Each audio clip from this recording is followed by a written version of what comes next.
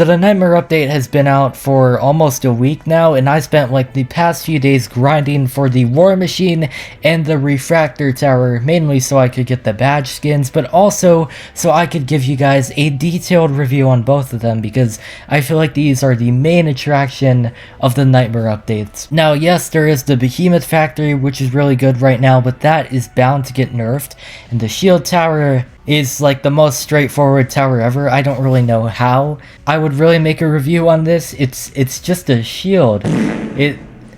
That's all it is. And somehow War Machine and Refractor are the two most expensive towers in TDX by far, so the only modes they are really viable in for their true potentials are either Endless Mode, Nightmare Mode, or a random mass event from last year, probably the Christmas one out of all events. Okay, so I picked a very fitting map for this, but starting off we've got the War Machine. This tower is like the second tower to actually stop and shoot enemies, unlike many other spawner towers in this game like the Zed or even the Behemoth. But yeah, level 0 for the low cost of $12,000, you get 2 Abrams walkers, each doing about 147 DPS.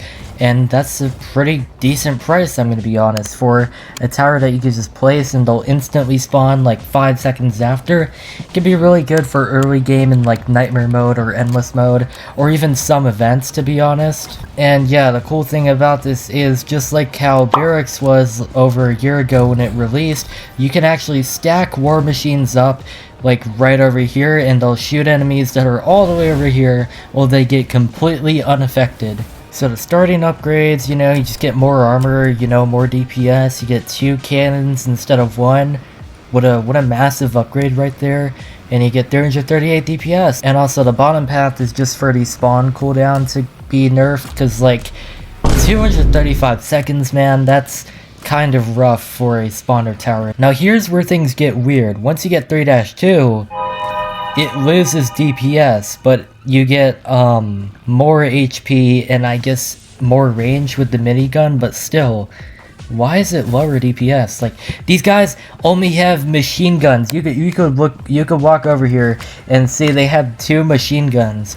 That's somehow better than the minigun arm somehow. How does that make sense? Then we got level 4, you just get more miniguns. Wow, I know, shocking creativity right here. For 10,000 HP, 500 DPS because it's 2 miniguns, and the max upgrade is where it really gets good. That seems to be the case with a lot of towers in this game, but that also goes for both War Machine paths as well. So with a maxed out War Machine, you get 2 of these, which is pretty crazy already, and their range is huge. Like, that's actually almost as much as maybe Behemoth on the bottom path, but that's definitely beating Zed right there. It's got the same DPS as Zed, even more HP than Zed. The top path is basically like a better version of Zed. Oh yeah, they also come with a little rocket launcher on all levels. It does some pretty okay DPS, I guess, but the main gist with the top path is that they're able to stand still and start spraying enemies, and it's pretty much like a backline support tower. Especially when you get max, it can reach them from all the way over here and just start damaging over there. Like this is probably one of the best spawner towers. Moving on to the bottom path of the War Machine, it serves a completely different purpose compared to the top path. Instead of being early and mid-game oriented, it is now dedicated for bosses, and only bosses really, because the punch ability that it gets is exclusive to bosses like Eradicators or even Apex Predator. So the 2-3 War Machine isn't really anything too special. It doesn't really have a ranged weapon just yet, apart from the flamethrower, but at least it could stomp, use the flamethrower, and still punch bosses with its fist clenched up like that, I guess. It also has 75,000 health and 4.1 DPS. That is pretty solid for a tower that you spend 150 grand on. But as you get it to level 4, it's got 110,000 health and 7,000 DPS, and it now has rocket launchers. The cool thing about the rocket launchers is that they don't need to be in range to actually shoot enemies. It can actually fire them outside of range just like that, and it does some pretty solid damage to that anti-golem right there. It does also have some crowd control potential with the flamethrower and rocket launchers, and as you max it out for a whopping 1.25 million, it gets 10,000 DPS, 175,000 health, and it's one every 251 seconds, which is kind of it's not really the best, to be honest, because if you're playing on a long map like this, it's gonna take War Machine 50,000 years to get to the front line, and by that time, Eradicator Mark 1 combat will have already made it through really far past our defenses. Okay, time for the ultimate test. Maxed out War Machine versus Eradicator Mark 1 combat with the shield up. Let's see who wins. I'm gonna speed this up, and yeah, you guys can enjoy this epic battle.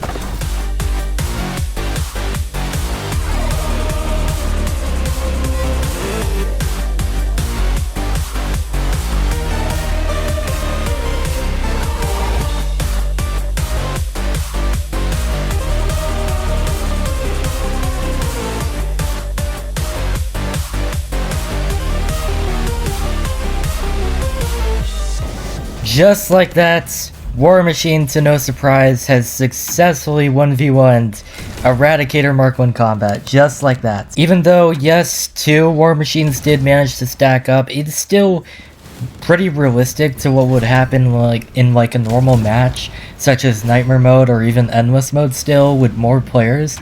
War Machine, I feel like they might buff bosses to actually attack War Machine, so there's no perma-stun War Machine can really do if it stacks up, and they could just do multiple punches every single time they get close. But yeah, War Machine is a solid option to get. I don't really consider it better than Refractor, or worse than Refractor, because what I'm about to show you might even shock you about Refractor. So now we've got the off-brand Laser Gunner. He actually looks really similar to Laser Gunner, not gonna lie. Like, you could see the visor that he's got. He's even had the white armor as well.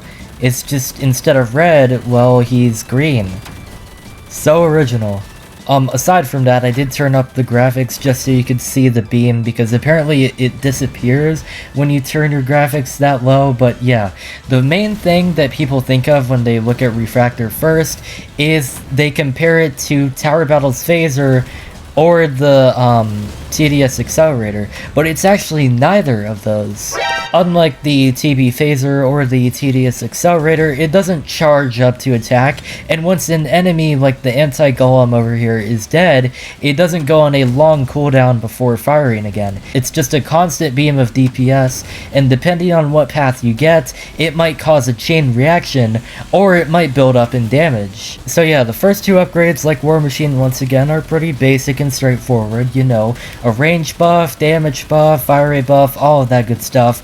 But already at 2-2, it's doing almost 800 DPS with both EDJs for the price of 61,000, of course with the EDJ discount, but still. So the main gimmick of Top Path is when an enemy is nearby that refractor beam, let me just set it to last, you can see that it chains onto another enemy over here, and as you upgrade it, the chain amount will eventually increase, but the thing that sucks about this tower is that the chain damage is only 50% of the original damage. So the first enemy will take 1.5 thousand damage, then the next enemy will take half of that, and then I think the way it works is the enemy after that, since the chain count is 3, will take even less damage.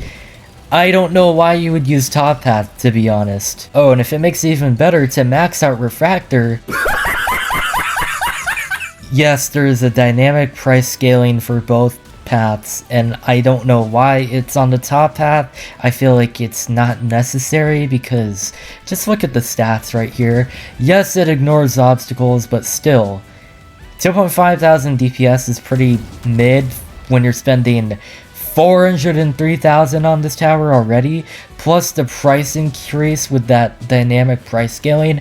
And even though it does cause a chain reaction, is it really worth 55% damage? I mean, there's like a lot of other towers in this game that do area damage, like XWM turret, or missile trooper, or artillery, or behemoth, or War Machine, or any other tower that has explosions on it. Like, why would you pick Refractor? Especially the top half. I just don't see it being useful in any way, shape, or form, other than maybe the Christmas event on part 2. But you guys can let me know in the comments about that below, on what you think about the top half on Refractor, because personally, I don't see the reason for getting it. Okay, so now we've got the bottom path of the Refractor, and the main gimmick with this path is that it gets damage over time. So the more damage it does, the more time it's doing damage to an enemy, the more buildup of damage it has. As you can see, the DPS is building up over here, and it's in the span of like 10 seconds.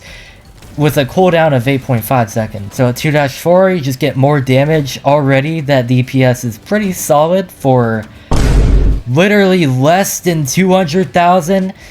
That's already more DPS than top half, and there's no price scaling until the max. But the dynamic price scaling actually makes sense because this tower can do 23,000 DPS at max. Anyways, just to quickly run through the stats for 2-4, it now gets a 2.4 multiplier over 12 seconds, and the cooldown is 0.5 seconds less. Amazing. Anyways, now we've got the maxed out Refractor over here, and it has a dynamic price scaling of 50,000 per max Refractor. Now, you really need to have like shield for this, to be honest, because it's going to get sniped by bosses eventually. So having the shield tower is really going to help out, because this is sort of like a backline tower with the amount of range that it covers, especially on a map like this. Yeah, look at that, 23,000 DPS, just like I said, with both EDJ buffs. 23,000 DPS is already enough, especially when it does it for a short amount of time. But even then, 6,000 DPS constantly is pretty decent. Now, yeah, the damage over time cooldown is now 22 seconds, which means 2-4 Refractor might just be the most cost-efficient upgrade for this tower by far, because you're only spending less than 200 grand if you have both EDJs down, and it can deal with DPS total of like about 6,000 to 7,000. Anyways, it would be kind of funny to use the Calamity energy to kill the Calamity as it's about to approach in one wave, so let's see how it does.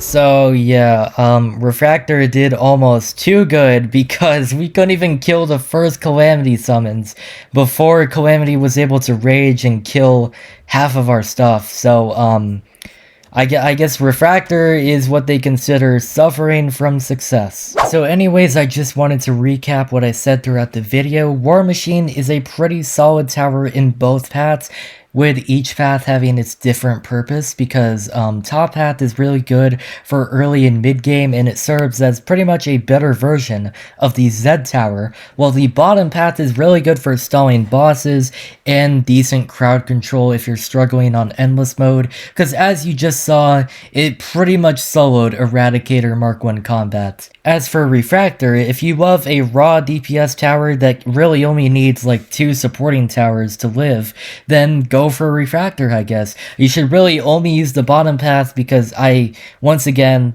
there's not really a reason to use the top path until they really buff it, because it's just not worth it for the price, and 2-4 Refractor is just way better, even though it doesn't have the crowd control potential. There's like 50,000 other towers that you could use for that anyways, so Refractor is probably going to be the #1 tower in DPS for a while. But anyways, I'm gonna try and grind for the rest of the Nightmare Towers before Ultra Mode could come out on Friday, so I'll see you guys later in the next video. Peace out.